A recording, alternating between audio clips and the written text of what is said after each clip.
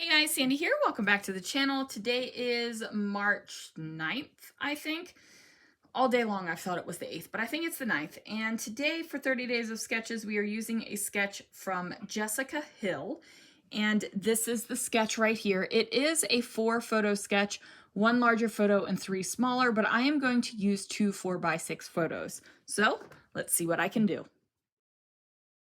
Guys, so I've gone ahead and pulled out a bunch of stuff from my Snoqualmie kit, and I am taking this piece of paper. It is from Close to My Heart. It has a white version of this paper on the back side, and as you can see in the sketch, there's some rings and some dots, and I'm going to treat that as a mixed media area. So I'm taking a couple of stamps. I have that text stamp. You can't even tell what it says. It just kind of looks like scribble, but you can tell that it is supposed to be some sort of words. I'm using this chicken wire stamp, but I'm not pressing completely down on it, so it's not giving me that full chicken wire look. And then I kind of have this like crosshatch stamp as well, and I just got to grab another ink color because I grabbed 2 ink colors thinking I had 2 stamps, but I actually had pulled out 3. So I'm just, testing it out to see how it looks on the other side, and then I'm going to go ahead and stamp down everything in those 3 areas again. And then I'm going to stamp out a little bit more, really lightly, to just kind of get a little bit of that stamping throughout the entire page instead of such concentration in the 3 different areas. So I thought what I would do is also do a couple bits of peekaboos in these areas, and I'm using this train paper that I have used before with my Snoqualmie layouts, and I'm going to just cut off little bits and place them on the back side of this paper. That way you'll be able to see the pieces of the train poking through this bit of torn edges. So I am going to washi tape the back of these, you guys, because I've said it before, I'll say it again, and I'll keep on saying it. I need to protect my layouts and make sure nothing gets damaged. So either this layout or a layout that it is being slidden into the page protector with. I can't have damage on my layouts because I move them around a lot before they are in their final page protector for the finished album. I do keep a washi tape in my dispenser right here. That is one that I don't feel like I'm going to use as a decorative washi tape, and I just keep switching those bad boys out. So this is also another way to use up washi tape if you're trying to figure out a way to use it up before it goes bad, because washi tape will eventually go bad. It loses its sticky or it sticks to itself. It's a whole thing, you guys. So I have this 6x8 floral paper right here, and I cut it in half. And then I trimmed down my 4x6 photos to 3 3/4 by 5 3/4. So I'm not trimming off anything really important from the photo. You're still getting the look of the engine here, and there's nothing really in the background. That little 1/4 of an inch is not going to ruin anything. So I'm going to overlap these 2 photos together and put them kind of in the center, just like the sketches with its 4 photos. So in the sketch, there is some paper hanging out on the left-hand side of the photos, but what I am going to do instead is tear this paper and go ahead and put it going underneath of both of the photos. I like it like that a little bit better. I think it anchors it.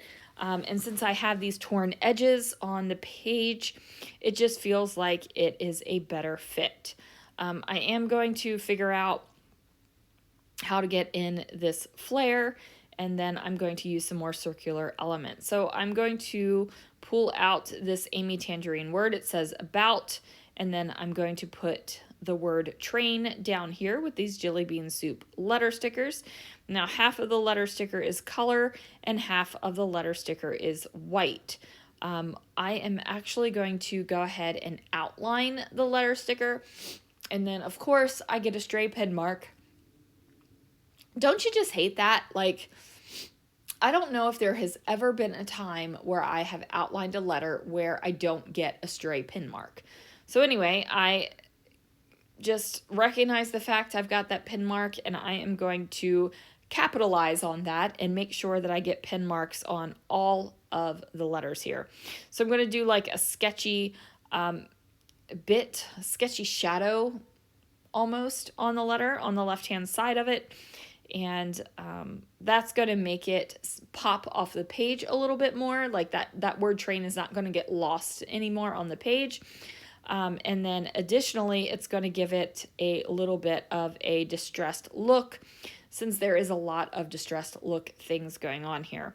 Now, that white is kind of pretty glaringly white, so I'm taking my ink brushes here, my blending brushes, and I'm just going to run some color over top of them so that white isn't super stark white.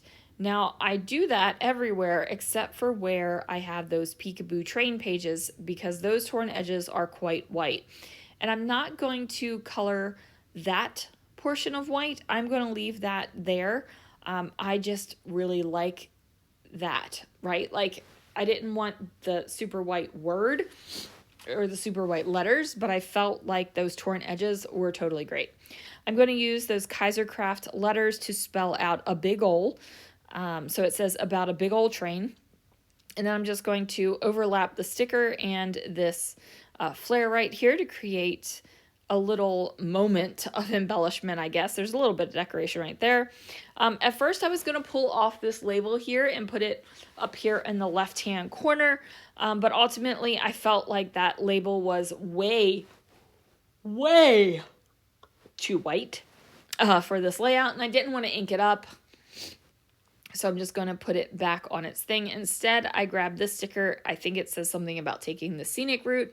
And I'm going to pop it up on some fun foam just to give it a little bit of differentiation because that flare down there and also that foam word gives it a little bit of lift. So I want it to have a little bit of lift over top of the photo here as well. I'm going to bring in these little curly Q arrow type things, and these are a bright white too.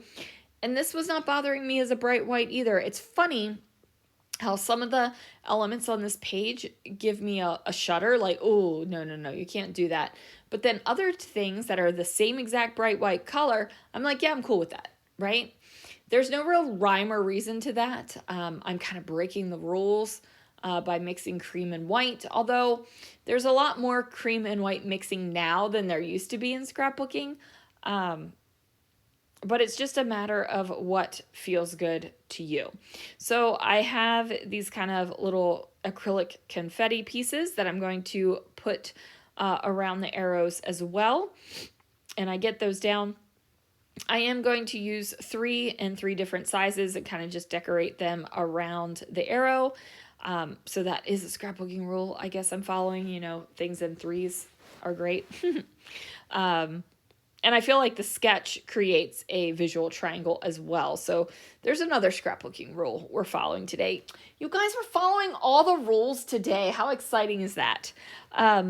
So anyway, I'm going to put those back into its packaging. And then I'm thinking that there just needs to be a little bit something else on this page. Now, I had originally pulled out my burlap ribbon with the pearls on the side. Ultimately, I didn't bring that in, but what I am going to bring in is that beautiful, gorgeous copper chroma mist from Brutus Monroe. If you want to get your hands on this, please use my affiliate link down below. I'm no longer on the Brutus Monroe design team. I'm taking a break, you guys. I'm taking a break from all design teams this year. But I do still have some affiliate links that I would totally appreciate your support in that way. So here are a couple of close-ups. Finally got my light box set up, so hopefully these photos are good for you guys.